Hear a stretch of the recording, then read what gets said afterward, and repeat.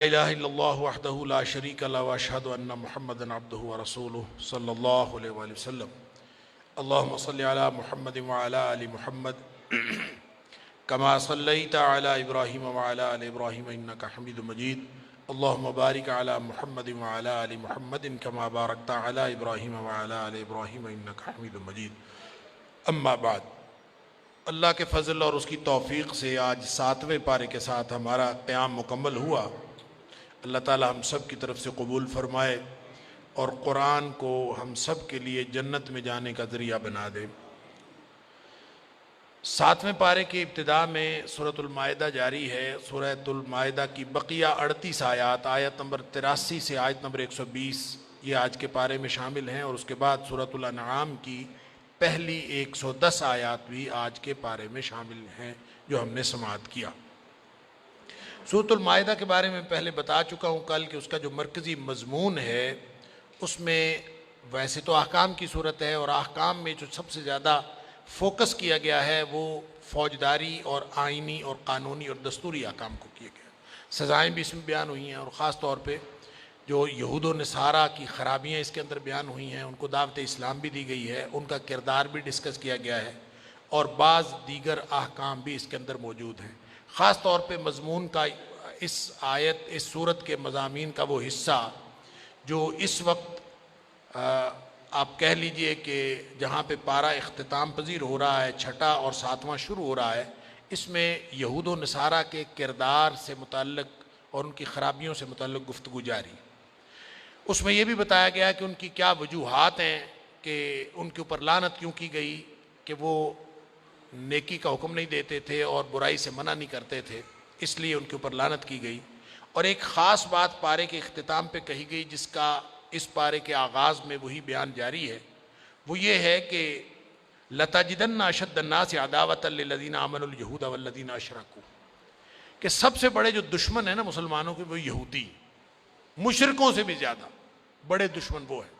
البتہ مسلمانوں سے قریب تر جو ہیں وہ عیسائی ہیں، عیسائی مسلمانوں سے قریب تر ہیں محبت میں، مودت میں۔ اب دیکھیں نیچرل جو الائنس بنتا ہے وہ عیسائیوں کا پوری دنیا کے لیول پر مسلمانوں کے ساتھ بننا چاہیے۔ قرآن نے اس کی ایک وجہ بیان کی ہے کہ ان کے اندر قسیسین ہیں اور ان کے اندر رہبان ہیں۔ قسیسین علماء کو کہتے ہیں، اور رہبان ان کے جو عباد اور زہاد ہیں، بڑے بڑے زہد و ورع والے لوگ، وہ اس کے اندر موجود ہیں۔ تو اس وجہ سے وَأَنَّهُمْ لَا يَسْتَكْبِرُونَ، اور تکبر نہیں کرتے۔ تکبر کا مطلب یہ ہوتا ہے کہ وہ حق کا انکار نہیں کرتے، جب حق ان کے پاس پہنچ جاتا ہے تو وہ اس کا انکار نہیں کرتے۔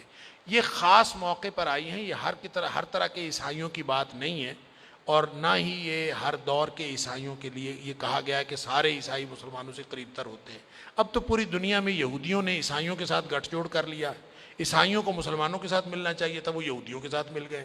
اور آپ تاریخ جب بھی کھنگالیں گے تو آپ کو کوئی وجہ نظر نہیں آئے گی سوائے مفادات کے، وگرنہ نظریاتی طور پر عیسائی جو ہے مسلمانوں سے قریب تر ہے۔ لیکن یہ بات جو یہاں پہ کہی گئی ہے یہ خاص تناظر میں ہے، وہ یا تو اس کا تناظر، دو تناظر مفسرین نے بیان کیے ہیں۔ ایک تناظر تو اس کا یہ ہے کہ نجاشی کے دربار میں جب مسلمان حبشہ ہجرت کر کے گئے تھے تو وہاں کا جو بادشاہ تھا نجاشی، اصل میں نجاشی اس کا نام نہیں تھا، اس کا اصل نام تو تھا اسحمہ۔ نجاشی حبشہ کے بادشاہوں کا لقب ہوتا تھا، جیسے فرعون کے بادشاہوں کا لقب ہوتا تھا، جیسے مصر کے بادشاہوں کا لقب ہوتا تھا فرعون، اسی طرح حبشہ کے بادشاہوں کا لقب ہوتا تھا نجاشی۔ اس وقت کا جو نجاشی تھا ظاہر وہ عیسائی بادشاہ تھا، تو اس کے دربار میں حضرت جعفر بن ابی طالب رضی اللہ تعالیٰ نے سورہ مریم کی تلاوت کی تھی اور بتایا تھا، قرآن سنایا تھا، اور قرآن سن کے وہ رو پڑا تھا۔ تو یا تو اس کا بیان ہے، یا پھر بعض روایتوں میں آتا ہے کہ کچھ لوگ عیسائیوں کا ایک وفد آیا تھا، اور خاص طور پہ امام شوکانی نے فتح القدیر کے اندر اس بات کو زیادہ اہمیت دی ہے۔ وہ کہتے ہیں کہ یہ روایت زیادہ صحیح ہے کہ کچھ عیسائیوں کا وفد آیا تھا نبی کریم صلی اللہ علیہ وسلم کے پاس، اور ان کو بہت سمجھایا گیا، وہ سمجھانے سے تو نہیں سمجھے، لیکن ان کو قرآن جب سنایا گیا تو ان میں سے کچھ لوگ تھے جو رونے لگے، ان کی آنکھیں جو ہے وہ آنسوؤں سے تر ہو گئیں، اور وہ مسلمان ہو گئے۔ نجاشی کے بارے میں بھی یہی بات ہوئی کہ وہ بعد میں مسلمان ہو گیا۔ اور اس طرح کا طرز عمل رکھنے والے جو عیسائی ہیں ان کے بارے میں کہا جا رہا ہے کہ اقربہم مودہ، وہ مسلمانوں کے محبت میں قریب تر ہے۔ ہر طرح کے عیسائی نہیں ہیں، جن کا یہ کردار ہو وہ قریب تر ہیں۔ اور اس کا ذکر اللہ کریم نے سورہ آل عمران کی آیت نمبر 199 میں، جو سیکنڈ لاسٹ آیت ہے سورہ آل عمران کی، اس میں بھی ذکر کیا گیا ہے کہ وَإِنَّ مِنْ أَهْلِ الْكِتَابِ لَمَن يُؤْمِنُ بِاللَّهِ وَمَا أُنزِلَ إِلَيْهِ وَمَا أُنزِلَ إِلَيْكُمْ، کہ وہ خاشعین للہ، کہ اہل کتاب میں سے ایسے لوگ ہیں جو اللہ پر بھی ایمان رکھتے ہیں اور اس کتاب پر بھی ایمان رکھتے ہیں جو ان کی طرف نازل ہوئی، اور اس کتاب پر بھی ایمان رکھتے ہیں جو تمہاری طرف نازل ہوئی، خاشعین للہ، اور اللہ سے ڈرنے والے لوگ ہیں۔ تو جو اللہ سے ڈرنے والے ہیں وہ واقعتاً محبت میں اور الفت میں مسلمانوں کے قریب تر ہیں۔ فرمایا وَإِذَا سَمِعُوا مَا أُنزِلَ إِلَى الرَّسُولِ تَرَىٰ أَعْيُنَهُمْ تَفِيضُ مِنَ الدَّمْعِ مِمَّا عَرَفُوا مِنَ الْحَقِّ، ان کا کردار یہ ہے کہ جب وہ قرآن سنتے ہیں، یا جو قرآن جب انہوں نے سنا، ان کی آنکھیں جو ہیں آنسوؤں سے بہہ پڑی، اس لیے مما عرفوا من الحق، اس لیے کہ انہوں نے حق کو پہچان لیا تھا۔ یقولون ربنا آمنا فاکتبنا مع الشاہدین، کہہ اٹھے کہ اللہ ہمیں ایمان لے آئے ہیں، ہمیں گواہی دینے والوں میں لکھ لے۔ اس کا مطلب ہے کہ وہ لوگ جو ایمان لے آتے ہیں، وہی جن کے اندر مادہ حق ہوتا ہے اور وہ ایمان لے آتے ہیں، ان کے بارے میں کہا گیا ہے۔ اس کے بعد آیت نمبر 87 اور 88، یہ یوں کہہ لیجئے آیت نمبر 86 سے آگے جو اگلا مضمون چلتا ہے، خاص طور پہ آیت نمبر 108 تک، آیت نمبر 87 سے آیت نمبر 108 تک، اس میں مشرکین سے مخاصمہ کیا گیا ہے۔ کافی حد تک جو ہے مشرکین کی باتیں بھی ہیں، اور دیگر احکام بھی اس میں بیان کیے گئے ہیں۔ اور ان احکام میں ایک حکم یہ ہے کہ لا تحرموا طیبات ما احل اللہ لکم، جو اللہ نے تمہارے لیے حلال کی ہیں طیبات، پاکیزہ چیزیں اللہ نے جو حلال تمہارے لیے کی ہیں، ان کو حرام نہ کرو اپنے اوپر۔ کیا مطلب؟ خواہ مخواہ راہب اور جوگی نہ بنو، ایسے خام خواہ صوفی بن کے میں نے فلاں چیز نہیں کھانی، فلاں چیز نہیں کرنا۔ وہ کہتے ہیں جی فلاں آدمی جو اپنے سامنے سیب جو ہے وہ لٹکا لیتا ہے، اور سیب لٹکا رہتا ہے، وہ ادھر ادھر گھومتا رہتا ہے، وہ کھاتا نہیں۔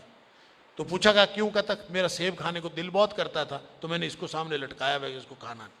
قرآن کہتا ہے لا تحرموا ما احل اللہ من الطیبات، اللہ نے تمہارے لیے لا تحرموا طیبات ما احل اللہ لکم، اللہ نے جو طیبات پاکیزہ چیزیں حلال کی ان کو کھاؤ۔ اس کو نہ کھانے کا کیا مطلب ہے؟ جو اللہ تعالیٰ نے تمہارے لیے استعمال کرنے کے لیے دی ہے۔ اصل میں اس کا پس منظر یہ ہے، ترمذی شریف کے اندر ایک حدیث آتی ہے کہ ایک شخص تھا، اس نے گوشت کھانے سے قسم کھا لی تھی، میں نے آئندہ گوشت نہیں کھانا، اور اپنے اوپر گویا اس نے حرام کر لیا تھا۔ تو وجہ اس کی یہ تھی کہ وہ کہتا تھا گوشت کھانے سے شہوت میں اضافہ ہو جاتا ہے، تو میں اس لیے آئندہ گوشت نہیں کھاؤں گا۔ دیکھیں حلال چیزیں ساری کی ساری کھانا تو ضروری نہیں ہے، اگر کوئی شخص جو پسند ہے وہ کھا لے، جو نہیں پسند نہ کھائے۔ نبی کریم صلی اللہ علیہ وسلم کے سامنے کھانا رکھا جاتا تھا، ظاہر ہے ہماری طرح کے کھانے طرح طرح کے تو نہیں ہوتے تھے، جو کچھ میسر ہوتا تھا وہی رکھا جاتا تھا۔ نبی کریم صلی اللہ علیہ وسلم کی عادت مبارک تھی کہ آپ پسند ہوتا تو کھا لیتے، تناول فرما لیتے، نہ پسند ہوتا تو چھوڑ دیتے۔ کبھی زندگی میں نبی کریم صلی اللہ علیہ وسلم نے کھانے کا نقص نہیں نکالا کہ اس کے اندر فلاں نقص ہے فلاں۔ ہاں طبیعت رغبت کرے تو انسان کھا لے، نہ طبیعت رغبت کرے تو نہ کھائے، لیکن یہ کہنا کہ میں آئندہ کھاؤں گا ہی نہیں اور قسم اٹھا لینا، یہ تو اپنے اوپر حرام کر لینے سے مترادف ہے۔ تو فرمایا اس طرح کا جوگی پن جو ہے یا رہبانیت اللہ کو پسند نہیں ہے، لہذا پاکیزہ چیزیں جو اللہ نے دی ہیں، کلوا مما رزقکم اللہ حلالا طیبا، جو اللہ نے حلال طیب چیزیں دی ہیں کھاؤ پیو اور اللہ کا شکر کرو۔ پھر اس کے بعد کفارہ قسم، کفارہ یمین کی بات ہے، لا یؤاخذکم اللہ باللغو فی ایمانکم، سورہ بقرہ کی آیت نمبر 225 میں بھی یہی بات کہی گئی کہ یہ جو لغو قسمیں ہیں اس پر اللہ تعالیٰ گرفت نہیں کرتا، اس پر مواخذہ نہیں کرتا۔ لغو قسمیں وہ ہوتی ہیں جو آدمی ایسے ہی عادتاً کھاتا رہتا ہے، اللہ کی قسم میں بھی کھانا کھا کے آیا ہوں، اللہ کی قسم یہ ہو گیا، اللہ کی قسم یہ، لوگوں کو عادت پڑی ہوئی ہے، لغو ہے، گناہ ہے۔ لغو چیزوں سے مومن پرہیز کرتا ہے، لغو چیز پر اللہ مواخذہ نہیں کرتا۔ اس کا مطلب یہ نہیں ہے کہ لغو قسمیں کھاتے پھر کوئی فرق نہیں پڑتا، نہیں، فرق پڑتا ہے اس سے، اس لیے کہ یہ لغو چیزوں کو اختیار کرنا یہ ایمان کے منافی ہے۔ مومن لغو چیزوں سے احتیاط کرتا ہے، وَهُمْ عَنِ اللَّغْوِ مُعْرِضُونَ، مومن اعراض کرنے والا ہوتا ہے لغو، لیکن اس پر مواخذہ نہیں ہوتا۔ ایک قسم ہوتی ہے جھوٹی قسم، اس کو کہتے ہیں یمین غموس، جھوٹی قسم، جس کا تعلق حقیقت کے ساتھ بالکل نہیں، انسان جھوٹی قسم کہا جائے یہ بہت ہی بڑا گناہ ہے، لیکن اس پر بھی کفارہ نہیں ہے، نہ لغو پر کفارہ ہے نہ یہ غموس پر۔ تیسری قسم ہے یمین معقدہ یا یمین منعقدہ، کہ انسان پختہ قسم کھائے کہ میں یہ فلاں کروں گا کام اور پھر بعد میں اس کا ارادہ بدل جائے، اس پر کفارہ ہے۔ کفارہ کیا ہے؟ عام طور پہ مشہور یہ ہے 3 روزے کفارہ ہوتا ہے۔ سن لیجئے قرآن کہتا ہے 3 روزے کفارہ نہیں ہے، فَكَفَّارَتُهُ إِطْعَامُ 10 مساکین من اوسط ما تطعمون اہلیکم او کسوتہم او تحریر رقبہ. 3 کفارے قرآن نے بتائیں. یا تو 10 مسکینوں کو کھانا کھلائیں اوسط درجے کا جیسا خود کھاتے ہو, یا 10 مسکینوں کو کپڑے پہنائیں اوسط درجے کے جو تم خود اپنے گھر میں پہنتے ہو, اور یا پھر ایک غلام آزاد کریں. یہ ہے 3 کفارے, یا غلام آزاد کریں, یا 10 مسکینوں کو کھانا کھلائیں, یا 10 مسکینوں کو کپڑے پہنائیں. وہ جو 3 روزے ہیں نا اس کے بارے میں فرمایا فَمَن لَمْ يَجِدْ, یہ تینوں باتیں جس کے پاس میسر نہ ہوں, نہ وہ کھانا کھلا سکتا ہو مسکین کو, نہ وہ کپڑے پہنا سکتا ہو, نہ اس پر غلام آزاد کرنے کو ہو, اس کے لیے ہے فصیام ثلاثۃ ایام, وہ 3 دن کے روزے رکھ لے. اس کے بعد شراب کی جو حتمی حرمت ہے, شراب اور جوئے کی خاص طور پر, یہ سورہ بقرہ آیت نمبر 219 میں بھی شراب کا ذکر ہے کہ اللہ تعالیٰ نے فرمایا تھا فیہما اسم کبیر و منافع للناس, اس میں ایک بڑا گناہ ہے اور کچھ جو ہے فائدے بھی ہیں. اسی طرح سورہ نساء کے اندر لا تقربوا الصلاۃ وانتم سکارا, نماز کے قریب نہ جایا کرو جب تم حالت نشہ میں ہو. تو یہاں حتمی بات ہے اے ایمان والو, یہ جو شراب جوا اور یہ جو مختلف قسم کے بت ہیں اور فار نکالنے کے تیل وغیرہ, رجس من عمل الشیطان, یہ سارے کے سارے پلید ہیں اور شیطانی اعمال میں سے ہے. فَاجْتَنِبُوهُ لَعَلَّكُمْ تُفْلِحُونَ, ان سے بچ جاؤ تاکہ تم کامیاب ہو جاؤ. اچھا کچھ لوگوں نے نا اس سے کشید کرنے کی کوشش کی ہے کہ فَاجْتَنِبُوهُ کہا ہے اجتناب کرو, تو اس کا مطلب یہ تو نہیں ہے کہ شراب حرام ہے. ویسے ہی آدمی کسی کو کہتا ہے فلاں جگہ جانے سے اجتناب کرو, فلاں جگہ جانے سے اجتناب کرو, اس کا مطلب یہ تھوڑی ہوتا ہے کہ حرام ہے. سن لیجئے, یہ نبی کریم صلی اللہ علیہ وسلم نے جو حدیث کے اندر حرمت آئی ہے وہ تو الگ ہے. صرف قرآن کے ان الفاظ کو دیکھ لیجئے, قرآن نے کہا رجسن, پلید ہے. آگے کچھ بھی نہ کہا جاتا تو جو پلید ہوتا ہے وہ حلال نہیں ہوتا, ساری دنیا کو پتہ ہے. من عمل الشیطان, یہ شیطانی عمل ہے, تو شیطانی عمل حلال کیسے ہو سکتا ہے؟ اور پھر فرمایا فاجتنبوا, اس سے بچ جاؤ, لعلکم تفلحون, تاکہ تم کامیاب ہو جاؤ. پھر فرمایا انما یرید الشیطان ان یوقع بینکم العداوۃ والبغضاء فی الخمر والمیسر, شیطان شراب اور جوئے کے ذریعے تمہارے اندر دشمنیاں ڈالنا چاہتا ہے. اللہ اکبر. فرمایا وَيَصُدَّكُمْ عَنْ ذِكْرِ اللَّهِ وَعَنِ الصَّلَاةِ, اور اللہ کی یاد سے بھی روکنا چاہتا ہے اور نماز سے بھی روکنا چاہتا ہے. جو چیز نماز سے روکے, اللہ کی یاد سے روکے, آپس میں دشمنیاں ڈالے, اس کے اندر حلال رہنے والی کوئی بات ہے باقی؟ اللہ اکبر. فرمایا فَهَلْ أَنْتُمْ مُنْتَهُونَ, رکتے ہو کہ نہیں رکتے؟ اللہ, اتنی تنبیہ. اور یہ اسلوب قرآن میں کسی اور چیز کے لیے اختیار نہیں کیا. چونکہ عربوں کی گھٹی میں شراب نوشی تھی اور شراب پیتے تھے, اور گھروں میں آنا جانا, اور جو جیسے ہمارے ہاں کوک چلتی ہے اور ہمارے ہاں شربت شکنجبین چلتے ہیں, ایسے وہاں شراب چلا کرتی تھی. لہٰذا اس پہ کتنا مشکل کام تھا, پہلے ذہن سازی کی اور ایک دم فرمایا فَهَلْ أَنْتُمْ مُنْتَهُونَ. مسند احمد کی روایت ہے, صحابہ کرام نے جو ہی ایک فرمان سنا, انتہینا ربنا, اللہ ہم رک گئے, اللہ ہم رک گئے. سبحان اللہ. اور روایات میں آتا ہے مدینے کی گلیوں میں مٹکوں کے مٹکے شراب کے بہا دیے گئے. اللہ نے فرمایا رک جاؤ, اور سب رک گئے. ساری دنیا کو پتہ چل گیا شراب حرام ہے. دور جدید کے لبرل مسلمانوں کو نہیں پتہ چلا کہ شراب حرام ہوگی. اللہ تعالیٰ معاف فرمائے. پھر کچھ صحابہ کو تشویش ہوئی کہ پہلے جن لوگوں نے شراب پی لی اب تو حرام ہو گئی, تو جن لوگوں نے پہلے پی لی وہ کیا کریں گے؟ وہ ان کا گناہ کدھر گیا؟ اب تک تو موج سے پیتے رہے, اب حرام ہو گئی. تو کتنا ڈر لگتا ہے کہ ایک چیز کو آدمی استعمال کرتا رہا ہو اور اب پتہ چلے کہ وہ حرام ہے. یہ وہ ڈر جو ہے یہ بھی بتاتا ہے کہ کس قدر یہ حرام کا حکم واضح تھا اور سارے لوگوں کی سمجھ میں آیا تھا. تو انہوں نے جب نبی کریم صلی اللہ علیہ وسلم سے شکایت کی کہ ہم کیا کریں, تو یہ آیت نازل ہوئی لیس علی الذین آمنوا وعملوا الصالحات جناح فیما طعموا اذا ما اتقوا وآمنوا وعملوا الصالحات. جو لوگ متقی ہیں اور ایمان لانے والے ہیں, وہ اگر ماضی میں کچھ ایسا کچھ پی چکے ہیں یا چکھ چکے ہیں, ان کے اوپر کوئی گناہ نہیں. سبحان اللہ. پھر اس حتمی حرمت کے بعد عارضی حرمت کا ذکر ہے, اور وہ ان چیزوں کا ہے. مثال کے طور پر شکار حرام ہے حالت احرام میں, لا تقتلوا الصید وانتم حرم, حالت احرام میں عارضی طور پر شکار حرام ہے. اور اس کے پھر آگے احکام ہیں, اور یہ بھی بتا دیا کہ صرف خشکی کا شکار حرام ہے, اور جو سمندری شکار ہے وہ حلال. احل لکم صید البحر وطعمہ متاعا لکم وللسیارہ, جب تم حج پر جا رہے ہوتے ہو تو سمندری شکار جو ہے وہ حلال ہے, البتہ جو خشکی کا شکار ہے وہ حرام ہے. پھر اس کے بعد فرمایا کہ پاک اور ناپاک برابر نہیں ہو سکتے. اللہ اکبر. ناپاک کی اکثریت چاہے جتنی مرضی تمہیں اٹریکٹ کر رہی ہو, وہ کبھی برابر نہیں ہو سکتے. پھر زیادہ سوال کرنے کی ممانعت ہے، یعنی مختلف جو چھوٹے چھوٹے احکام میں نے عرض کیا، زیادہ سوال نہیں کرنے چاہیے۔ زیادہ سوال اس لیے میں نے لفظ زیادہ اس لیے لگایا ہے کہ یہاں فرمایا یا ایھا الذین آمنوا لا تسألوا عن اشیاء ان تبد لکم تسؤکم، ان چیزوں کے بارے میں سوال نہ کیا کرو اگر وہ واضح کر دی جائیں کہ تمہارے لیے تکلیف کا باعث بن جائے۔ دوسری جگہ فرمایا کہ فاسألوا اہل الذکر ان کنتم لا تعلمون، اگر تمہیں کسی بات کا پتہ نہ ہو تو ان سے پوچھا کرو، جن کے پاس ذکر کا علم ہے، قرآن حدیث کو جن کا علم ہے ان سے پوچھا کرو۔ تو اس کا مطلب ہے سوال کرنا چاہیے، یہاں فرمایا سوال نہیں کرنا چاہیے۔ تو دونوں میں تطبیق کیا ہے؟ تطبیق یہ ہے کہ زیادہ سوال نہیں کرنے چاہیے۔ لہٰذا آپ دیکھتے ہیں کہ عقائد کے بارے میں اور ایمانیات کے بارے میں صحابہ کرام کبھی سوال نہیں کرتے تھے۔ سوال جب کبھی کرتے تھے، قرآن نے یسالونک کہ وہ سوال کرتے ہیں تو اسے سوال کرتے ہیں، عام طور پہ عملی نوعیت کے جو سوال تھے وہ کرتے تھے۔ اور نبی کریم صلی اللہ علیہ وسلم نے فرمایا خواہ مخواہ سوال کرنے سے اگر کوئی چیز منع ہو جائے، یا کوئی چیز پہلے منع تھی پھر جائز ہو جائے، یا کوئی پہلے جائز تھی پھر منع ہو جائے، تو فرمایا اس سے بڑا مجرم کوئی نہیں ہے جس کی وجہ سے کوئی حلال چیز جو ہے وہ حرام کر دی جائے۔ اس لیے خواہ مخواہ سوالات نہیں کرنے چاہیے۔ وہ سورہ بقرہ میں گائے ذبح کرنا کا واقعہ آپ پڑھ آئے ہیں کہ جہاں خواہ مخواہ کہا گیا تھا گائے ذبح کرو، پکڑ کے کوئی بھی گائے ذبح کر دیتے، سوال شروع کر دیے کس طرح کی گائے ہو، عمر کتنی ہو، رنگ کیسا ہو، پھنستے چلے گئے اور پھر ایک ہی گائے ملی اور اس کو منہ مانگی قیمت دینی پڑی۔ پھر فرمایا کہ بتوں کے نام پر جو چھوڑے کے جانور ہیں یہ افتراء علی اللہ ہے، یعنی اللہ کے نام پر نہیں، بتوں کے نام پر جانور چھوڑے جاتے ہیں۔ مختلف وجہ سے، مختلف وجوہ کی بنیاد پر جانوروں کو مقدس قرار دے دیا جاتا ہے، یہ اللہ پر جھوٹ باندھنے کے مترادف ہے۔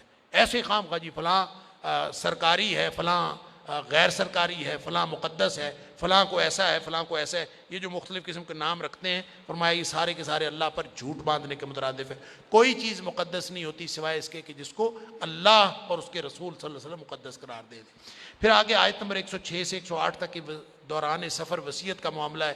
اصل میں ایک واقعہ ہوا تھا کہ کسی شخص نے، وہ سفر میں اس کی موت کا وقت آ گیا، اس نے اپنا سامان کسی کو پکڑا دیا کہ میرے گھر پہنچا دیجیے۔ انہوں نے جب گھر جا کے پہنچایا تو سامان میں سے فہرست نکلی کہ اس میں کوئی ایک پیالہ بھی تھا چاندی تھا جو انہوں نے چوری کر لیا تھا۔ اللہ اکبر!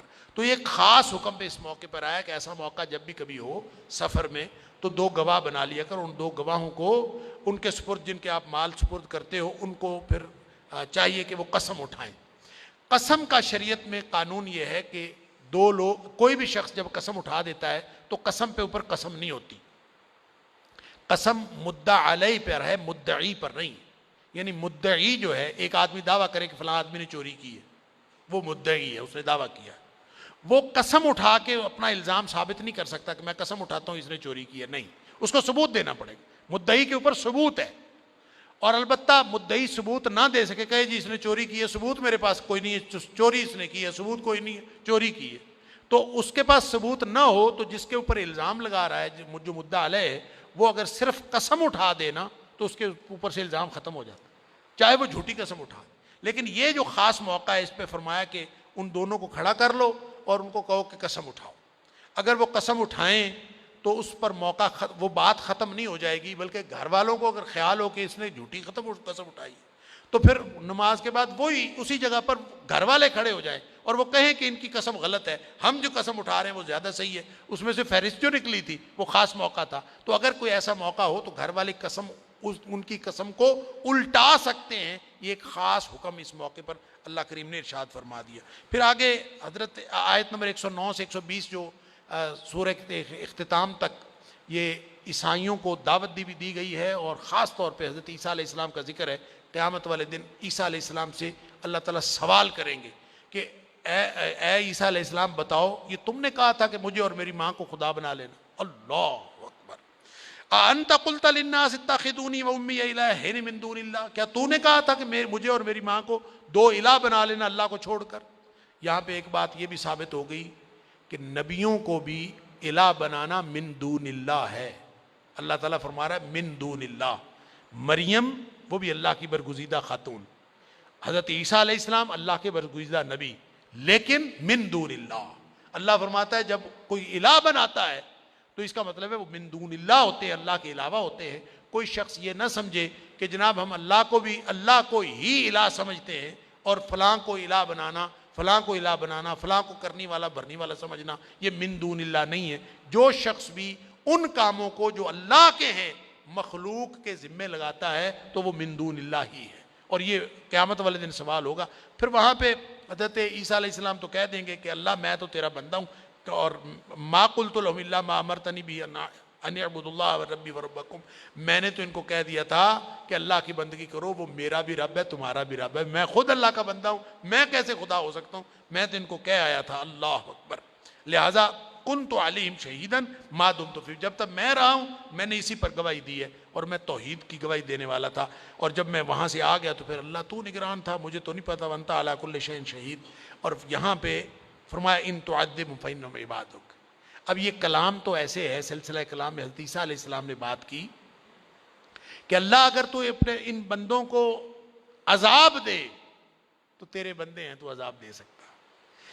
وَإِن تَغْفِرْ لَهُمْ فَإِنَّكَ أَنْتَ الْعَزِيزُ الْحَكِيمُ، اگر تو ان کو بخش دے تو تو غلبے والا ہے، حکمتوں والا ہے، بخش بھی سکتا ہے، تیرا کام ہے۔ اللہ اکبر۔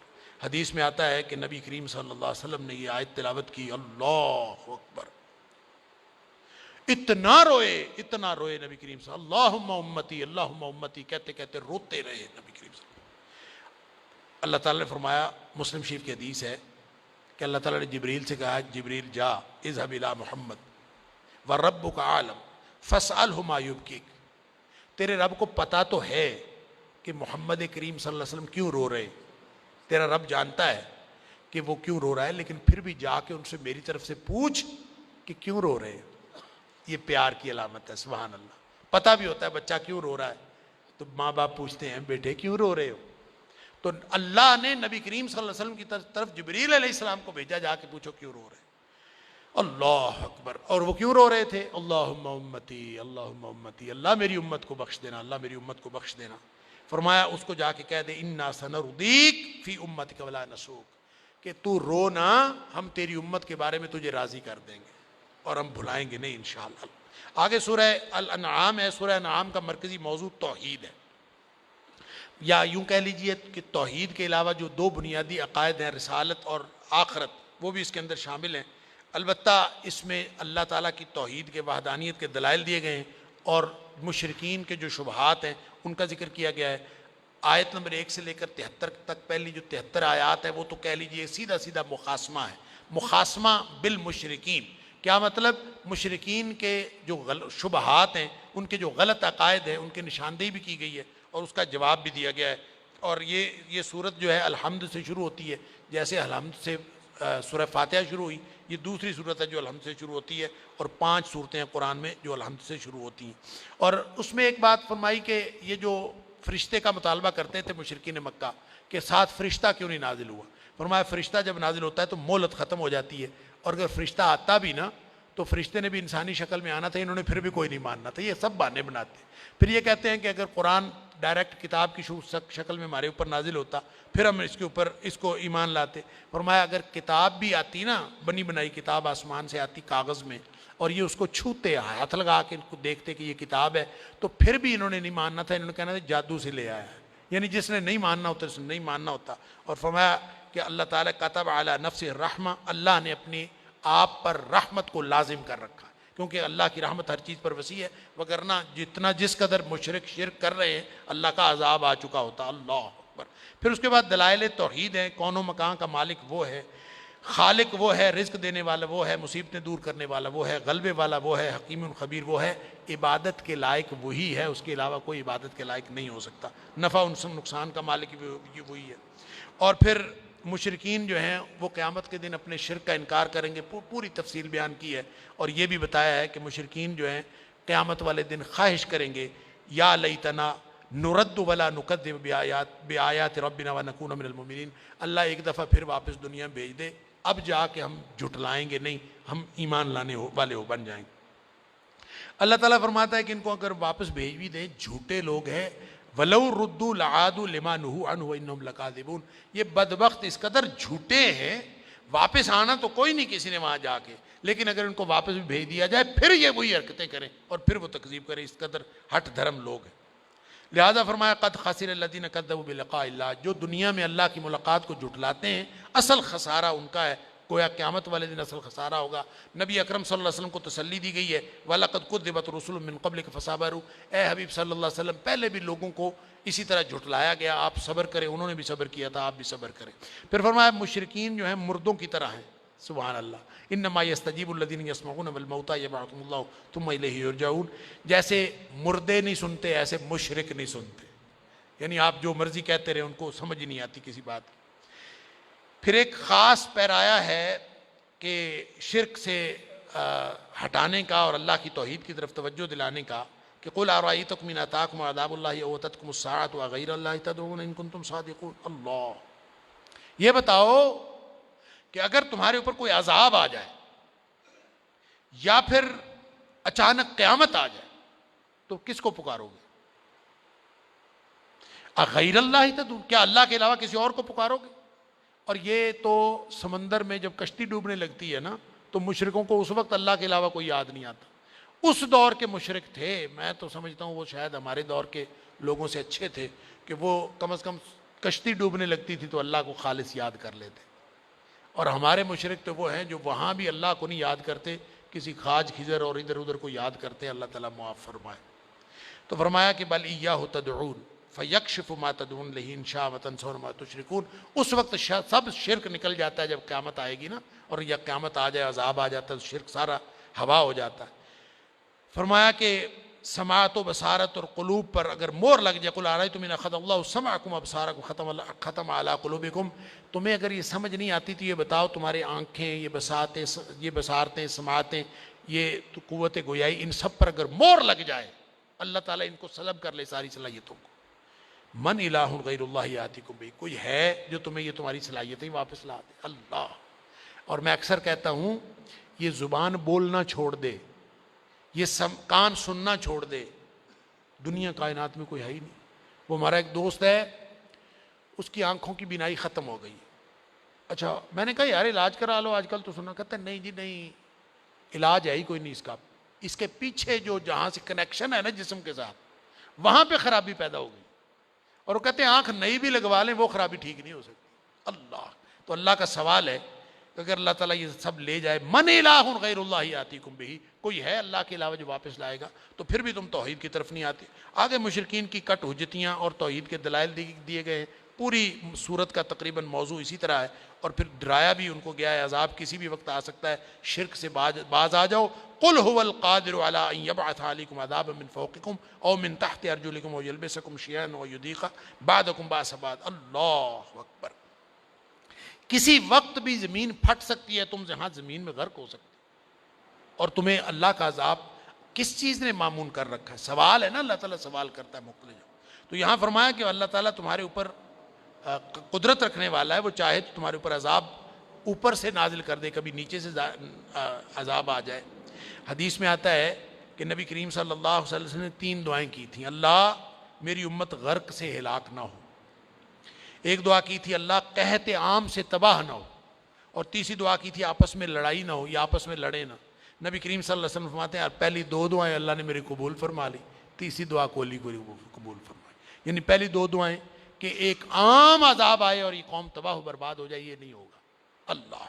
اسی طرح یہ امت غرق سے بھی ہلاک نہیں ہوگی اجتماعی طور پر، البتہ آپس میں لڑائیاں، یہ دعا قبول نہیں ہوئی، لڑائیاں ہو رہی ہیں، ہم سب لڑ رہے ہیں، دشمن کو نقصان پہنچانے کے لیے ہم آپس میں لڑتے ہیں، سبحان اللہ، لڑائی دشمنی دشمن سے لڑ ہم آپس میں رہے ہوتے ہیں، اور آپس میں لڑ کے آپس میں ایک دوسرے کا نقصان کر کے سمجھتے ہیں دشمن کے ساتھ ہم دشمنی کر رہے ہیں۔ دشمن تو خوش ہو رہا ہوگا کہ ایسا اچھا دشمن بھی کبھی کوئی ہوگا جو آپس میں لڑ کے غصہ ٹھنڈا کرتے ہیں، سبحان اللہ۔ پھر آگے فرمایا کہ دین کا مذاق اڑانے والی مجلسوں میں نہ بیٹھو، آیت نمبر 68 میں، اور یہی بات سورہ نساء کی آیت نمبر 140 میں بھی بتائی تھی کہ جہاں اللہ کے دین کا مذاق اڑایا جا رہا ہو یا ایسی باتیں، اس محفل میں نہیں بیٹھنا چاہیے۔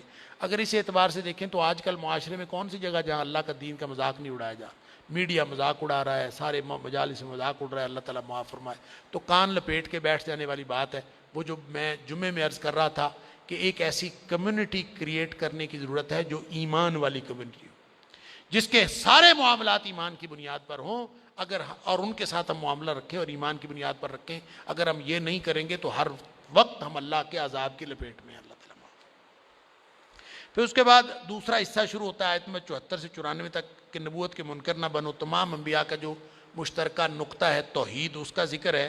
اور توحید کے ضمن میں حضرت ابراہیم علیہ السلام چونکہ مشرکین کے لیے بھی محترم تھے اور عیسائیوں کے لیے بھی، یہودیوں کے لیے بھی، یہاں کیونکہ بات مشرکین مکہ کے حوالے سے ہو رہی ہے، وہ بھی اپنا بڑا حضرت ابراہیم علیہ السلام کو سمجھتے تھے، لہٰذا توحید کے حوالے سے ابراہیم علیہ السلام کا خصوصیت کے ساتھ تذکرہ اللہ کریم نے فرمایا کہ ان سے بڑا موحد اور کون تھا.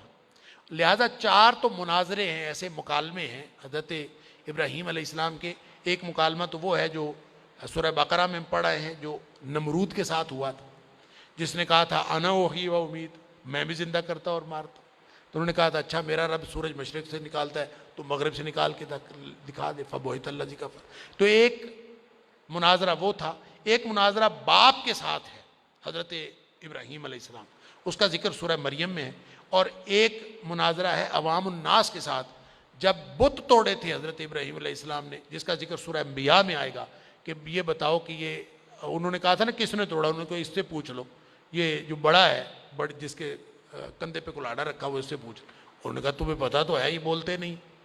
تو یہ گویا ان کے منہ سے کہلوایا کہ نہیں بولتے، تو پھر یہ تم کن کے پیچھے لگے ہوئے. اور ایک مناظرہ چوتھا جو یہاں پہ ہے، یہ بھی دراصل عوام الناس سے ہے. یہ ایک اسلوب اور پیرایا اختیار کیا گیا ہے ان کو سمجھانے کا کہ حضرت ابراہیم علیہ السلام نے کہا کہ میں چلو تارے کو اپنا رب کہہ دیتا ہوں، وہ ڈوب گیا. کہے ڈوبنے والا خدا کیسے ہو سکتا؟ چلے میں چاند کو رب کہہ دیتا ہوں، چاند بھی ڈوب گیا. تو وہ کیسے خدا ہو؟ اچھا سورج بڑا ہے، بڑی روشنی دیتا ہے، چلے میں اس کو خدا کہتا تو وہ بھی ڈوب گیا، وہ بھی خدا نہیں ہو سکتا. مطلب کیا؟ جس کو زوال ہے وہ خدا نہیں ہے. خدا ازلی و ابدی ہے اور اللہ کی ذات جو ہے وہی ازلی و ابدی ہے. لہٰذا انی وجہت وجہی الذی فطر السماوات والارض حنیفا وما انا من المشرکین، اعلان کر دیا جو ازلی و ابدی خالق و مالک ہے میں اس کے سامنے اپنا چہرہ جھکاتا ہوں اور اپنے آپ کو اس کے سامنے جو ہے وہ سبمٹ کرتا ہوں. وما انا من المشرکین، اور مشرکوں میں سے نہیں ہوں. پھر فرمایا کہ الذین آمنوا ولم یلبسوا ایمانہم بظلم اولئک لہم الامن وہم مہتدون، جو لوگ ایمان لاتے ہیں اور اپنے ایمان کو ظلم سے آلودہ نہیں کرتے وہ لوگ بچیں گے. ایمان لانے کے بعد ظلم سے آلودہ نہ کریں. صحابہ نے یہ آیت سنی ڈر گئے. ہم میں سے کون ظلم نہیں کرتا؟ اپنی جانوں پر کبھی نہ کبھی ظلم ہو جاتا ہے، کبھی گناہ ہو جاتا ہے، کبھی کوئی ہو جاتا ہے، کبھی کسی پہ ظلم ہو جاتا ہے. تو ہم تو گویا پکڑے گئے. نبی کریم صلی اللہ علیہ وسلم نے اس کی وضاحت فرمائی کہ نہیں، ظلم سے مراد شرک ہے. جو مومن ہوں اور شرک سے بچ جائیں. یہ باٹم لائن ہے دین کی کہ اگر کوئی شخص شرک سے بچا ہوا ہے تو یہاں جو ظلم تھا وَلَمْ يَلْبِسُوا ایمانہم بِظُلْمٍ، کہ اپنے ایمان کو ظلم سے آلودہ نہ کریں. کیا مطلب؟ شرک نہ کریں. تو وہ اولئک لہم الامن وہم مہتدون، یہ ہدایت یافتہ ہیں. تو گویا کوئی شخص اگر شرک نہیں کرتا تو اس کا مطلب یہ ہوا کہ مومن ہو کے بھی مشرک ہو سکتا ہے. مومن ہو کے بھی مشرک ہو سکتا ہے. اور قرآن نے اس کی وضاحت کی کہ جب صحابہ نے کہا اینا لم یظلم نفسہ، بخاری شریف کی حدیث ہے، ہم میں سے کون ہے جو اپنے آپ پر ظلم نہیں کرتا؟ تو نبی کریم صلی اللہ علیہ وسلم فرمایا نہیں، قرآن خود کہتا ہے ان الشرک لظلم عظیم، شرک ہے جو سب سے بڑا ظلم ہے، اور وہ نہ کرے تو انشاءاللہ اللہ تعالیٰ بخش دے گا. اور اس کے بارے میں حدیث کے اندر بھی قرآن میں بھی یہ بات بار بار آئی ہے، سارے گناہ بخش دے گا، شرک اس نے نہیں بخشنا. اور یہی بات سورہ نساء میں بھی آئی، احادیث میں بھی یہی بات. باٹم لائن یہ ہے کہ شرک نہ ہو. حضرت معاذ بن جبل رضی اللہ تعالیٰ عنہ سے نبی کریم صلی اللہ علیہ وسلم پوچھا تھا کہ اتدری ما حق اللہ علی العباد وما حق العباد علی اللہ، تمہیں پتہ ہے اللہ کا حق بندوں پر کیا ہے اور بندوں کا حق اللہ پر کیا ہے؟ عرض کیا مجھے تو نہیں پتا. خود نبی کریم صلی اللہ علیہ وسلم نے فرمایا حق اللہ علی العباد ان یعبدوہ ولا یشرکوا بہ شیئا، اللہ کا حق بندوں پر یہ ہے کہ اس کی خالص بندگی کریں، اس کے ساتھ کسی کو شریک نہ ٹھہرائیں. وحق العباد علی اللہ، بندوں کا اللہ پر حق ہے کہ اللہ یعذب من لا یشرک بہ شیئا، جو اس کے ساتھ شرک نہیں کرتا اس کو وہ عذاب نہ کرے. یہ بندے کا حق ہو جاتا ہے اللہ پر. سبحان اللہ. اس کا مطلب ہے باٹم لائن کیا ہے؟ شرک. اسی طرح ترمذی شریف کے اندر ایک حدیث قدسی ہے جس میں اللہ کریم فرماتے ہیں، نبی پاک صلی اللہ علیہ وسلم فرمایا، اللہ فرماتے ہیں لو اتیتنی بقراب الارض خطایا، تیری گناہوں سے زمین بھری ہوئی ہو، زمین بھر گناہ لے کے تو میرے پاس آ جائے، لیکن وَأَتَيْتَنِي لَمْ تُشْرِكْ بِي شَيْئًا، لیکن تو اس حال میں میرے پاس آئے کہ میرے ساتھ شرک نہ کرتا ہو. اللہ میں تیرے سارے گناہ معاف کر دوں گا، ولا ابالی، اور مجھے کوئی پرواہ نہیں۔ گویا باٹم لائن یہ اللہ تعالیٰ ہمیں شرک سے بجائے، اور شرک اتنی بری بیماری ہے، یہاں قرآن میں ٹوٹل قرآن میں 25 نبیوں کا ذکر ہے، یہاں اللہ نے 18 نبیوں کا ذکر ایک جگہ پہ کر کے نا فرمایا وَلَوْ أَشْرَكُوا، اگر یہ بھی شرک کرتے لَحَبِطَ عَنْهُمْ مَا كَانُوا يَعْمَلُونَ، تو ان نبیوں کے بھی سارے کے سارے اعمال ضائع ہو جاتے۔ شرک اتنی بری بیماری ہے، اللہ تعالیٰ ہم سب کو شرک سے محفوظ رکھے۔ آگے مرکنین نبوت کی تردید آیت نمبر 91 اور 92 میں خاص طور پر، اور پھر ایک یہ جو آیت نمبر 93 ہے، اس میں ایک خاص بات، یہ جو لوگ کہتے ہیں نا قرآن میں عذاب قبر کا ثبوت نہیں، مختلف جگہوں پہ اشارے ہیں، یہاں پہ ایک بڑا خوبصورت اشارہ ہے، وَلَوْ تَرَىٰ إِذِ الظَّالِمُونَ فِي غَمَرَاتِ الْمَوْتِ وَالْمَلَائِكَةُ بَاسِطُو أَيْدِيهِمْ أَخْرِجُوا أَنفُسَكُمْ، یعنی جب کافر جو ہیں وہ موت کی غشیوں میں ہوتے ہیں اور فرشتے جو ہیں وہ یوں ہاتھ لمبے کر کے ان کو کھینچ رہے ہوتے ہیں، یعنی ان کی جانیں نکال رہے ہوتے ہیں، الْيَوْمَ تُجْزَوْنَ عَذَابَ الْهُونِ بِمَا كُنْتُمْ تَقُولُونَ عَلَى اللَّهِ غَيْرَ الْحَقِّ، جو تم اللہ کے بارے میں بکواس کرتے رہے ہو، آج اس کی وجہ سے تمہیں رسوائی کا عذاب چکھنا پڑے گا۔ جس دن گویا جان نکل رہی ہوتی ہے اس کے ساتھ ہی عذاب شروع ہو جاتا ہے، اور یہ وہ عذاب ہے جو برزخ کا عذاب ہے۔